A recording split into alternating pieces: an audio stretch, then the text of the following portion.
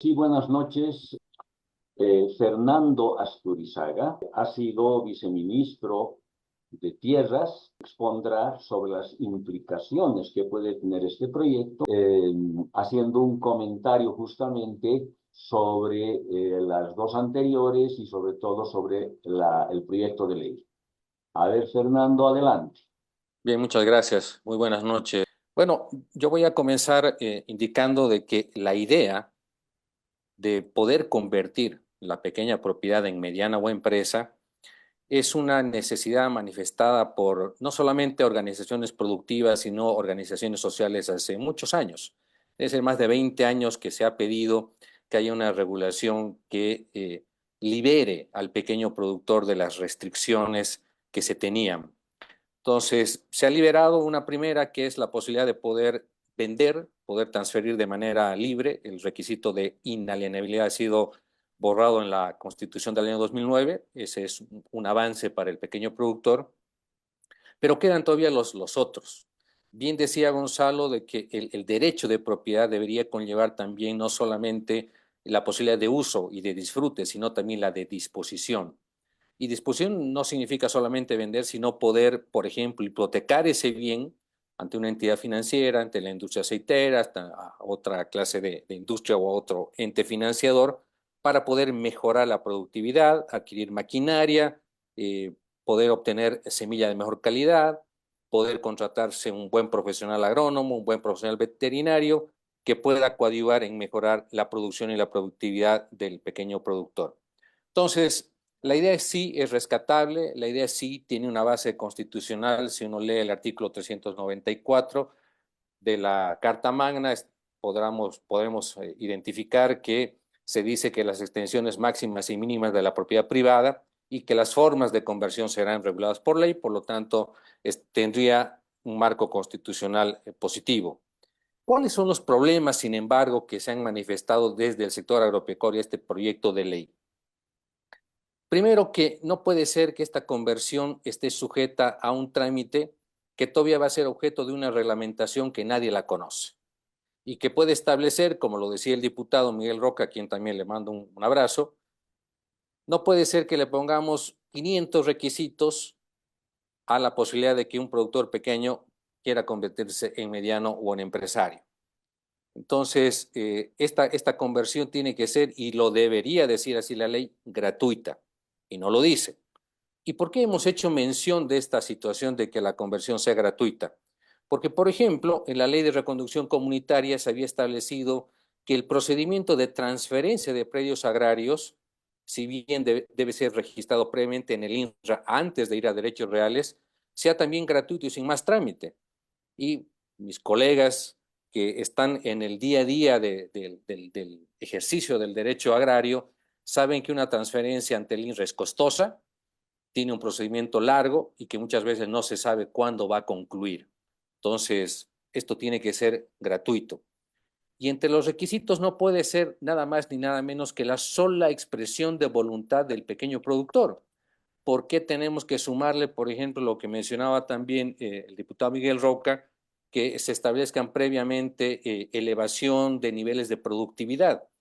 ¿Qué tal que en la reglamentación se diga, bueno, un productor pequeño de soya tiene que elevar su producción de 2 toneladas la hectárea a 4 y lo va a inviabilizar, porque será imposible poder subir en un 50 o 100% la productividad de la noche a la mañana? Para eso, primeramente, tendrá que ser reconocido como mediano, como empresario, podrá tener la posibilidad de que su título ya es una mediana propiedad y podrá, por tanto, poder hipotecarlo ante una entidad financiera y poder obtener recursos que le permitan adquirir maquinaria, mejor semilla, que después sí le permitan elevar la productividad. Además, hay que ser absolutamente claro que desde el momento en que el productor quiere cambiar de pequeño a empresario o mediano, ya no tiene que cumplir una función social sobre la tierra.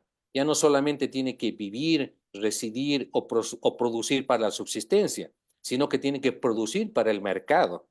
Entonces, no podemos ponerle una traba previa a esta expresión de voluntad que puede manifestar el pequeño productor. Entonces, debería ser así de sencillo y así debería decirlo la ley, y por eso es que se ha observado desde el sector productivo. Y esta es una demanda que está siendo esperada hace muchos años y quiero ilustrar a todos los presentes con un caso que yo creo que es importante que se conozca. Hay no una asociación, no una cooperativa, no una comunidad. Es un grupo de 150 pequeños productores de la zona de San Julián y Santa Cruz que han decidido conformar no una TCO, no una comunidad, sino una sociedad anónima, una empresa comercial con todas las de la ley y bajo el régimen del Código de Comercio, para que en 50 hectáreas que ellos han comprado, que es una pequeña propiedad, puedan establecer ellos una batería de silos, una balanza para pesaje de camiones, para que de esta forma sepan cuánto grano están yendo sus camiones y la industria no les engañe en el peso, pero además un centro experimental. Para todo eso se necesitan recursos y lamentablemente no pueden acceder a esos recursos porque no pueden hipotecar esas 50 hectáreas que han adquirido en San Julián. Ellos, que son un grupo de 150 pequeños productores, solleros, todos ellos, pero que tienen ya esta visión de empresa, no de comunidad, no de cooperativa, sino de sociedad anónima. Entonces creemos que esta suerte de emprendimientos que se han empezado a dar en Santa Cruz pueden darse también en otros lugares del país en función de otro tipo de cultivos, en función de otro tipo de manejo, y me parece que si se corrige la ley en estos sentidos, puede haber también un cambio importante en lo que es la producción y la productividad de los pequeños productores. Y termino con esta aseveración que la lanzo a todos los participantes. Tanto Gonzalo como el diputado Miguel Roca han hablado de seguridad jurídica y es evidente, es un tema que si lo calificamos en función de parámetros de aplicación retroactiva de la norma, de seguridad en la tenencia de la tierra y etcétera, podremos llegar a la conclusión de que no hay seguridad en la tenencia de la tierra para los productores. Y creo personalmente que uno de los parámetros que debemos establecer de aquí a futuro es el fin de la reforma agraria. Creemos que ya hay una situación en la cual se ha establecido una situación equitativa, razonable de la tenencia de la tierra en favor de pequeños, de comunidades, de pueblos indígenas, de empresarios, de medianos productores, que tiene que ser respetada y que tiene que ser además apoyada. Mencionaba el diputado Roca el empleo sostenible que se requiere en la producción y que eso sea parte de la función económico-social. Ya es parte de la función económico-social, pero quizás no le hemos puesto la atención necesaria y lo que tenemos que hacer de aquí hacia adelante es colaborar, es capacitar, es coadyuvar al productor en mejores prácticas, como por ejemplo lo viene haciendo hace muchos años atrás ANAPO, que dentro del sistema productivo de la soya ha erradicado la quema del sistema productivo y la forma de sembrar y de cosechar. Entonces, sin norma, sin imposiciones de un gobierno central, departamental o municipal, son las formas de producción, es la capacitación, es el intercambio de experiencias lo que va a lograr una mejora en la productividad y que puede además permitir que el pequeño productor, mediano y por supuesto el empresario den el salto cualitativo en incrementar rendimientos sin necesidad de incrementar mayor frontera agrícola a costa del bosque. Muchas gracias. Perfecto, entonces Fernando, subrayamos que hay coincidencia en los expositores en que se debe convertir la pequeña a mediana empresa o tier. En segundo lugar, que el tema de la venta estaría ya superada en la Constitución, sin embargo, no se puede hipotecar. Por otro lado, Fernando indica que la reglamentación sería muy complicada de la propuesta que se hace y además no hay seguridad jurídica para los productores. Y las iniciativas, como el caso de San Julián, van empantanándose, van naufragando porque el marco jurídico no es favorable.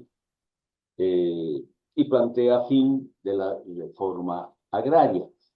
La idea es ahora si podría tener Gonzalo un tiempito para complementar con sus ideas y después damos palabra a las otras personas.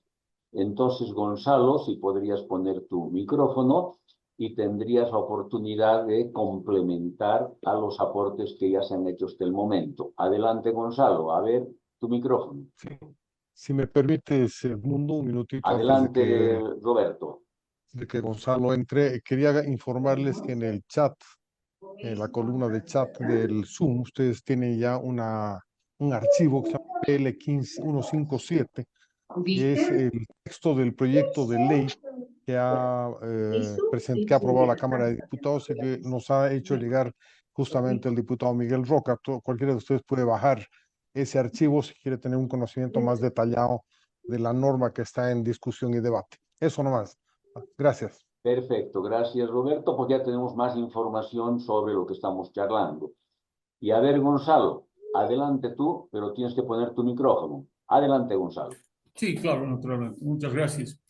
Bueno, hay muchas cosas para decir y siempre se van a quedar algunas en el tintero, ¿no? A ver, yo creo que Bolivia tiene que hacer un ayornamiento de su legislación sobre recursos naturales, no solo sobre tierra, sino también sobre bosques y sobre biodiversidad. Entonces, eso no se puede hacer si no hay un contexto político adecuado. Este momento de crispación que hay en el país realmente no es el mejor para pensar en modificar la legislación. Ojalá que se den escenarios un poco más favorables, pero tenemos que saber que estamos perdiendo un tiempo valioso. Bueno, entonces el primer punto es hay que hacer un ayornamiento de toda la legislación de recursos naturales, ¿no? Tierras, bosques y biodiversidad. Número uno. Número dos, tenemos que ser conscientes del enorme impacto de las normas y de las políticas sobre los resultados del desarrollo económico. O nos conducen a desarrollos eficientes o nos conducen a desarrollos ineficientes. En el caso de los bosques hay digamos, lo interesante de esto es que no se puede desvincular unas cosas de otras, ¿no? Cuando hablamos de tierras, hablamos también de tierras que están cubiertas con bosques o tierras que están cubiertas con pastizales. Respecto a las tierras que están cubiertas con bosques, a los que nos referimos generalmente como simplemente bosques, hay que decir lo siguiente. Es muy importante conservarlos por tres razones. La primera es que no sabemos en qué medida el capital hecho por el hombre puede reemplazar al capital natural. Hay una tasa de sustitución que no es total. Es perfectamente posible reemplazar una carreta de 4 bueyes por un tractor pequeño, pero no sabemos cómo podemos reemplazar en la industria farmacéutica las sustancias que todavía no han sido descubiertas y que están en las plantas vasculares de nuestras selvas, ¿no? Entonces, ese es un punto muy importante. El segundo punto muy importante es que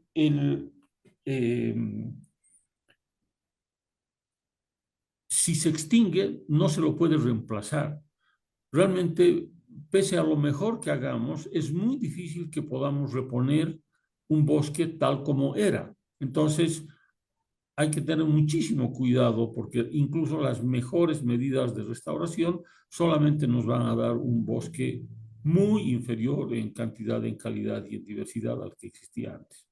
Y tercero, es que el capital natural se valoriza. A medida que se destruyen los bosques de otros países, los bosques nuestros se valorizan. Entonces, esas son tres razones más que suficientes para conservar los bosques, sin necesidad de recurrir al tema del calentamiento global, el cambio climático o argumentos muy emocionales que tienen que ver con la vida salvaje, ¿no? Bueno, ese es el otro punto. Una cosa que es muy importante considerar es que la ley INRA resultó en que se dio preferencia a los mecanismos de adjudicación y dotación y prácticamente nunca se hizo subastas, que yo sepa, nunca ha habido una subasta. Pero creo que existe un mecanismo intermedio muy importante que nos podría ayudar a ir hacia un mercado de tierras, porque es muy difícil pasar del infierno al paraíso de un solo salto. Hay que buscar transiciones. Y una transición muy interesante podría ser la de crear un banco de tierras.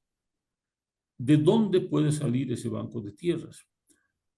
Las tierras que han sido incendiadas ahora y recientemente concedidas o adjudicadas podrían ser revertidas y entrar a un banco de tierras. Y esas tierras podrían ser subastadas. Y de esa manera entramos a iniciar un circuito de compra y venta de tierras por puja a precios abiertos y que podría empezar muy bien y el organismo administrador del Banco de Tierras podría capitalizarse, comprar más tierras, etcétera. Ahí hay un trabajo, digamos, hay antecedentes investigativos e intelectuales muy interesantes sobre cómo se puede armar un banco de tierras. Por último, yo creo que es muy importante basar las decisiones en la evidencia, Las políticas y las normas en Bolivia tienden a juzgarse por sus intenciones, especialmente por las buenas intenciones de los que las promueven. Y ese es un enfoque completamente inadecuado. En este campo y en otros, pero en este campo de los recursos naturales, tierra y biodiversidad, se puede ver muy claramente cómo las leyes y las políticas tienen que ser evaluadas por los resultados que producen y no por las intenciones que las animan. Y en el caso nuestro vemos que los resultados han sido esencialmente negativos. Entonces, hay que cambiar de enfoque. Hay que ir hacia un enfoque más pragmático que piense más en los resultados económicos que en las intenciones, en la forma mejorada en que pueden ayudar a usar los recursos escasos que tienen usos alternativos. Eso es. Muchas gracias. Bien, solamente subrayar que se trata no solamente de la tierra, sino de todos los recursos naturales. Por otro lado, dice Gonzalo, se necesita un contexto político favorable y de repente no lo tenemos actualmente. Y por otro lado, también hay que enfatizar políticas en base a la evidencia y no a las intenciones. De todas maneras, entramos en la segunda participación. Miguel, adelante. A ver, lo que se ha hablado, y creo que hay un consenso en que yo decía, este conjunto de leyes no da más. Fernando Aristurizaga decía, hay que acabar la reforma agraria ya, y creo que coincidimos con eso. Ahora, la pregunta es, o sea, creo que el tema principal aquí es que la propiedad rural tiene que ser plena, con la posibilidad de disposición irrestricta. Y eso implica, como dice Gonzalo, tenemos que comenzar a formar mercados de tierras. Ahora, ¿cuál es la transición que nosotros estamos proponiendo y en la que estamos trabajando? No podemos hablar solamente de propiedad rural sin hablar de la producción de esa propiedad rural, y es ahí donde también tenemos muchas trabas constitucionales. Una de ellas, el artículo 409 de la Constitución con relación a los transgénicos, que restringe la biotecnología, ¿no? Y la otra también tiene que ver justamente con el conjunto de leyes incendiarias. Entonces, nosotros pensamos y estamos trabajando, insisto, en el proyecto de ley de bioeconomía sostenible para producir conservando y conservar produciendo. Entonces, el primer pilar es la seguridad jurídica a la propiedad privada. Y aquí el planteamiento muy sintético es ampliar esta concepción de la función económica social para que incluya los servicios ambientales, ecosistémicos que da el bosque en pie, además de todos los productos económicos que da el bosque en pie, como la parte sustancial de uno de los pilares, y también que sea el municipio quien hace el corte y define lo que es propiedad privada y no mediana, porque es muy diferente el municipio de Calamarca en el altiplano o inclusive en el oriente. Muy diferente el municipio de San Julián con el municipio de Porongo, que está ahí casi de vecino, que tiene una vocación frutícola. Entonces, que sean los municipios los que definen eso en el eje de la propiedad privada. Luego tenemos que hablar en el eje de la biotecnología. Y aquí tenemos que abrir, regular, como manda ese artículo de la Constitución, la biotecnología y entender bien la ciencia. Una cosa es la transgénesis y otra cosa que es la tendencia moderna de la biotecnología, que es la edición génica, que es básicamente poder leer el ADN y poder silenciar o mutar el propio ADN de un mismo organismo viviente. Entonces, esto es algo extremadamente técnico y no puede estar sujeto a ideologías, a dogmas y mucho menos a restricciones constitucionales. La ley tiene que aclarar eso y luego tiene que ser los entes especializados los que regulan eso. Y finalmente, si tenemos propiedad privada plena y tenemos además una buena regulación de la biotecnología, ahí ya podemos hablar de conservar bien nuestra biodiversidad, que es lo fundamental.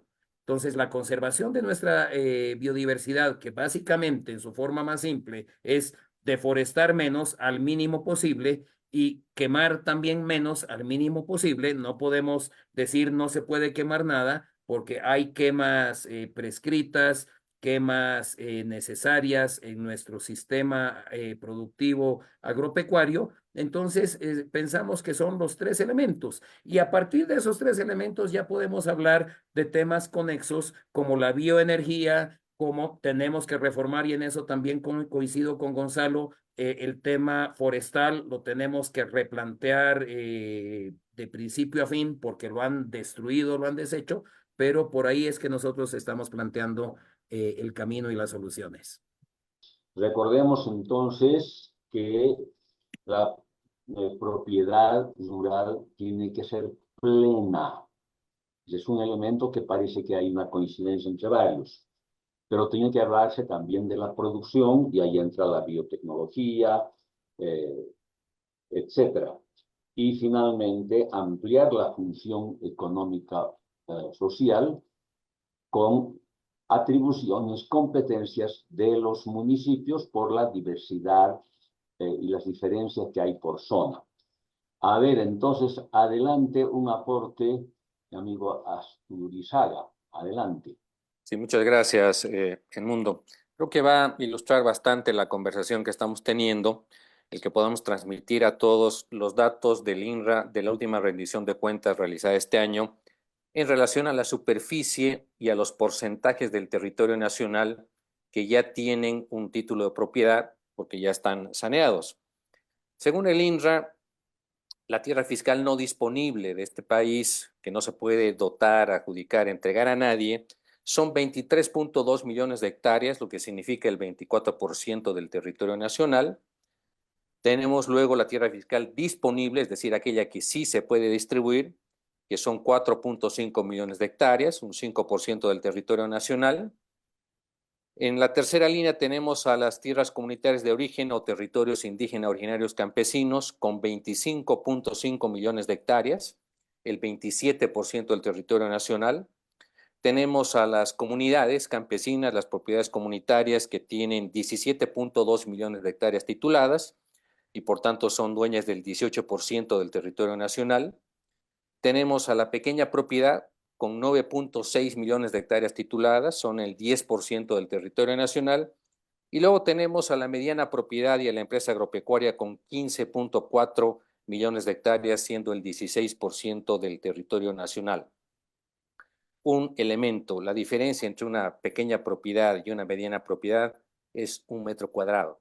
O sea, una pequeña propiedad en el oriente son 50 metros y una mediana son 50 hectáreas y 1 metro cuadrado, ¿no? Entonces, no hay que pensar de que cuando hablamos de pequeña y mediana estamos hablando de una gran diferencia en extensiones. No, es 1 metro cuadrado la diferencia en extensión.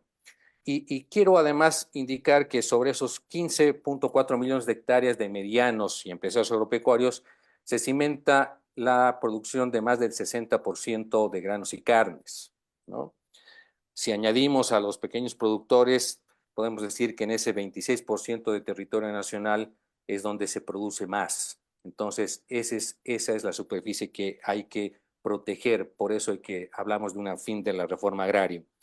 Y tenemos, por el otro lado, un 45% del territorio nacional, que no es nada despreciable, entre territorios indígenas y propiedades comunitarias que son indivisibles, inembargables, inalienables, es decir, inviables económicamente porque no se pueden transferir, no puede ingresar en el régimen de sucesiones tal cual está en el Código Civil, ¿no? Hay un caso de un ex técnico, por ejemplo, de Anapo, que por supuesto venía de Oruro. Su papá falleció y cuando fue a reclamar su parcela a Oruro le dijeron que ya la habían dispuesto para otra persona. Él les dijo, pero yo soy el hijo de este excomunario. Bueno, tú te has ido a otro lado, así que no tienes acá ninguna posibilidad de tener un pedazo de tierra. Entonces, este tema de la indivisibilidad, la inalienabilidad de los territorios comunitarios, habrá que evaluarlos. ¿Y por qué digo evaluarlos? Porque sabemos también que dentro de las comunidades se vende la tierra, se parcela la tierra. Más sabemos que dentro de comunidades hay dirigentes que han comenzado a adquirir parcelas de los otros comunarios y tienen superficies superiores a las 5.000 hectáreas, por ejemplo. Entonces habrá que evaluar también la forma de propiedad, si esto es conveniente no solamente para el país, sino también para esos productores comunitarios, y mantenerlos en ese régimen de fuerza que no les permite adquirir inversiones, no les permite suceder a los hijos, no les permite tener mejores rangos de producción y de productividad. Y quiero terminar con este elemento. Algo se ha mencionado de los incendios y del desastre forestal que tenemos en el país. Cuando la propiedad comunitaria se quema, es un delito ambiental, es una falta agraria y el castigo es expropiarle la tierra, es decir, pagarle por la tierra degradada.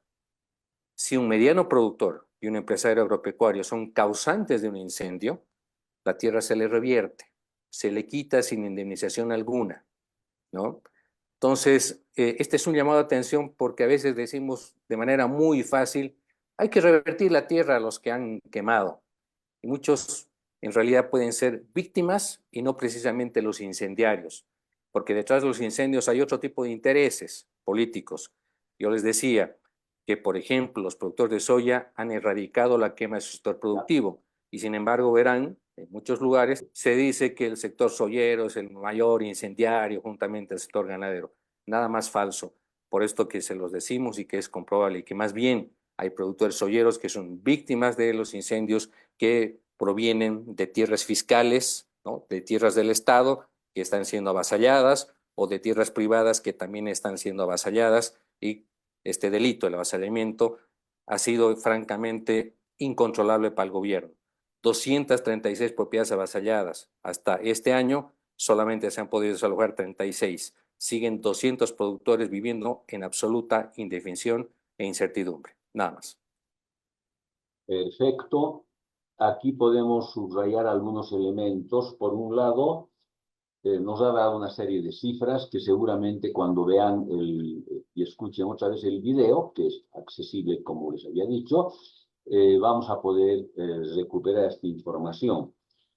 También enfatiza que 45% de la superficie que son terrenos comunitarios, en muchos casos podrían ser inviables, o la mayoría económicamente, inviables económicamente, y por otro lado hay una serie de irregularidades que impulsa a evaluar cómo es la situación en este 45% de tierras.